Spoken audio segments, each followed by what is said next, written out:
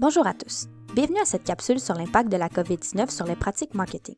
Elle portera plus précisément sur les conséquences de la pandémie mondiale de la maladie à coronavirus sur le commerce zéro déchet au Québec. Comme certains d'entre vous le savent probablement déjà, le Canada avait annoncé, en janvier dernier, son intention de bannir tous les plastiques à usage unique à l'horizon 2021.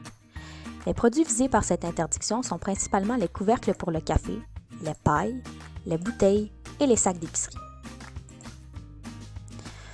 Toutefois, avec l'arrivée de la pandémie actuelle, les arguments concernant l'hygiène offrent un levier considérable pour le lobby de l'industrie plastique qui prétend que les plastiques à usage unique offrent des avantages uniques lorsqu'il s'agit de garantir l'hygiène, la sécurité ainsi que la préservation contre la contamination. Ainsi, de nombreux commerces ont soudainement refusé les sacs réutilisables en espérant réduire le risque de propagation du coronavirus. De ce fait, plusieurs épiceries et commerces zéro déchet et ou spécialisés dans le vrac ont dû se réinventer, souvent en interdisant les contenants réutilisables.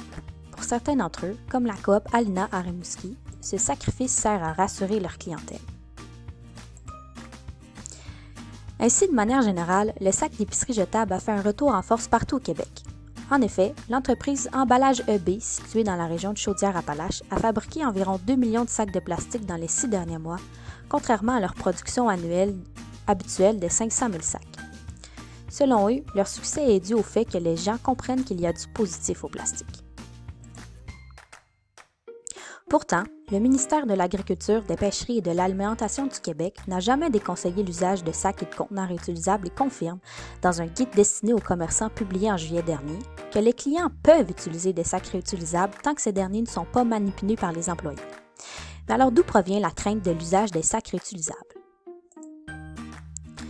L'idée selon laquelle le plastique jetable serait garant d'une hygiène irréprochable est avant tout avancée par l'industrie et il s'agirait en fait d'un argument de nature marketing. En effet, à moins de parler de matériel médical, le plastique en soi n'est pas intrinsèquement hygiénique et les conditions de stérilité de ce genre de matériel, qui sont souvent utilisées en exemple par l'industrie du plastique pour appuyer ses propos, ne sont pas comparables à leurs homologues jetables utilisés dans les commerces. En fait, selon une étude du New England Medical Journal, le virus de la COVID-19 ne peut survivre que 24 heures sur du carton, alors qu'il peut survivre de 2 à 9 jours sur une surface plastique. L'Institut national de la santé publique du Québec rapporte quant à elle que le virus est viable environ 7 jours sur le plastique, mais qu'un virus infectieux n'a pu être récupéré sur du tissu de coton après 4 jours et sur du papier après 5 jours. C'est donc à se demander s'il est réellement pertinent de se tourner vers le plastique comme solution d'hygiène au coronavirus.